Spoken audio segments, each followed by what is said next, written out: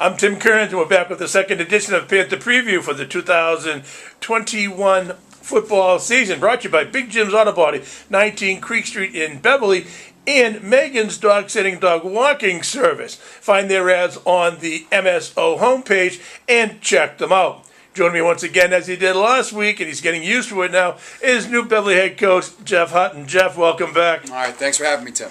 Okay, a lot has gone on in the last week, weather-wise, practice-wise for you guys. So let's look at a couple of things. First, where does the track field stand right now in terms of putting that new sod down? Well, it looks like, just pulling up today, I know we're not able to use it just yet. We wouldn't be using it anyway as football. We have our wonderful pit down on the other side of the campus, but as soon as they sign off, I think we can hop on it. And last I checked, it was supposed to be done, August 6th, and there was an article in the newspaper, so I think they're in a rush to get it finished. The pit is that turf or still grass in the outfield? Oh, it's still grass. It's better than the concrete that when I was here before we used to practice on, so... Yeah, again, the facilities here around the high school have just improved in such a great fashion. We were discussing it before we started. You've got the track, you've got the baseball field and the area behind the outfield. You've got the pit that's all been redone for the softball teams. You now have the athletic fields across the street, Cabot Street, for the middle school. So you guys have plenty of areas to work out in. Yeah, it's one-stop shopping. The only thing we're missing is having football on campus. You know, I mean, you have every other sport can stay right here, so it's really great. Is that a mild plea for the football stadium that's hanging on Jim Coffey's old wall to come into fruition? Can I plead the fifth on that one? All right, we'll leave that for another day's discussion. Okay, so you've had a couple of scrimmages so far. Let's review those and see what you guys taken out of them. First, you had Winthrop. Yeah, we did a scrimmage, a controlled scrimmage, like a 10-play drive down in Winthrop last Saturday. And as always, like especially with a new offense, new team, the defense was way ahead of the offense, and particularly our offense with the wing tee. It is so attention detail oriented, and everything has to be precise steps and angles. Guys were getting where they're supposed to get to, but we just had to polish it up. And then, defensively we showed pretty well. Like we rallied to the ball. We got some really good athletes on the defensive side.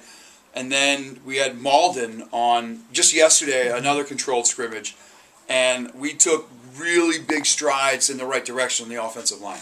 I heard a lot of cheering. I came over for the last part of the practice as we were scheduled to do this interview yesterday. The weather was a bit inclement, to say the least, but there was a lot of cheering from the Beverly side as guys were making play after play. Yeah, I think, like I said, our guys, they did a really good job absorbing the coaching from the film. And you know, we always tell them it's never as good as it seems, it's never as bad as it seems, but you have to watch the film. And the things that we really focused on in practice came from Saturday's game film, and we made strides in those directions. So we're really proud of that. I was looking at the structure of the scrimmage, and you had basically two pods working that I saw almost next to each other, but enough away each other that they wouldn't interfere with the play. There was one that was more going like in structured 10 play structures. What was going on to my right hand side,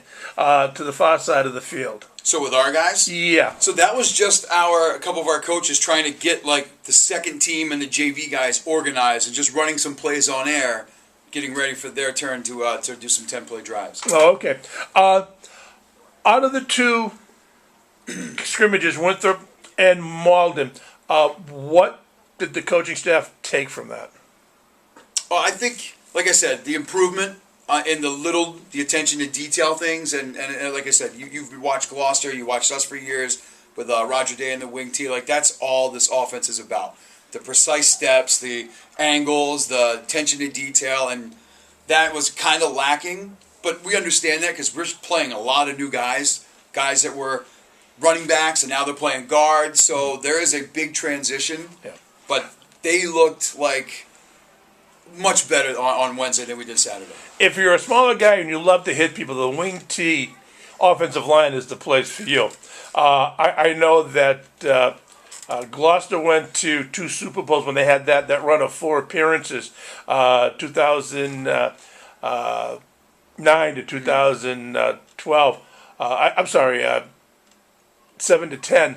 Their right guard, because I had both of them in class, were about maybe 5'10" if you counted the hair on top of their head, and maybe 175 pounds. And I asked Paul about that, and he said, I don't want big, slow linemen. I need smaller, quick guys that can get into a lineman's knees and turn them. And again, that whole phrase, just turn them. Because you get in, if you turn the guy's hips, then the running back, recognizing that, slides in underneath that, and he's into the second level that quicker. That's it. That's what we tell. We tell our guys. We recruit, if you want to say recruit, guys for guard who are like one dinner over what a real running back would be like, But still, that's the guy. You want like that third or fourth string fullback, and that's your starting guard, right? And the same deal. We tell our linemen, don't get fancy. Just go and hit the guy. Let the running backs make the cuts off you. That's why they're there and you're in front. You know? Yeah. And I would spend a lot of time during the broadcast watching the offensive line at work because, we had some monsters playing offensive line. But then those guys, those little guys, and again, they were the smaller, smarter guys because they're the critical key to the wing T of recognizing, okay, you can't take this guy on one-on-one, but you angle block him, and you get him to turn, doors wide open. Okay, you're going to have one more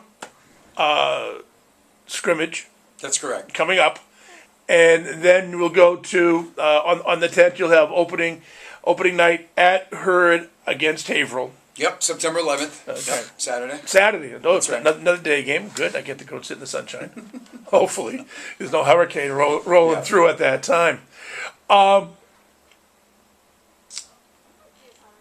You made one statement that took me back to Dan Bauer, and it was every day seeing an improvement. And as soon as you said that, I thought, Dan always said that. That every day the team should get a little bit better. That's right. And you should be able to, as the coaching staff, notice those little things. And the kids should be able to pick out what it is they're doing better themselves. That's right. No, I heard this phrase years ago, better tomorrow than today. And it just rings true. Have you decided on a starting quarterback? Yeah, Pierce Heim is our starting quarterback, senior captain. Oh, okay. Yeah. All right. Did he give any reps there last year? None of our quarterbacks on the roster took a varsity snap at quarterback, ever, in their career, so brand new. Handing it off isn't overly complex when you're in the wing T. All you got to do is remember to give it to the correct guy. That's right. But it's nice when you got a guy who can stretch the field. That's even better. I know Paul Ingram was very lucky during his last 4 years. He had a quarterback that could do that. Yep. A safe quarterback, a smart quarterback. Make the short pass, throw it over the top if you had to, just to, again, stretch the defense a little bit, get those DBs thinking. You see somebody coming down. He also was blessed with 4 wide receivers who could get down there, who were all 6'2", 6'3", and a couple really good tight ends up in Gloucester. One after another. It's like, when are they going to stop?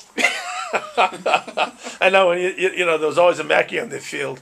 It seemed for a lot of those years too. What's the biggest thing you hope to establish here in your first year? I just want to make sure that when people are watching it, right, that they know it looks like the kids are in the right spot and they're competing and enjoying being there. So if you can show that and the kids can play like that, I think success will be easy, will come naturally. And certainly you're not going to have to worry about fan support, because if one thing the city of Beverly does for the for their athletics in general is support the team. So there'll always be a large crowd sitting on the grassy knoll on a Saturday afternoon cheering the Panthers on. Oh, I can't wait. Okay, great. Jeff, I want to thank you. That's number 2 in the book. And we will talk next Wednesday. All right, looking forward to it. As we preview your opening day game. Great. That's been head coach Jeff Hutton with Panther Preview, version number 2. For MSO News Sports, I'm Tim Kearns.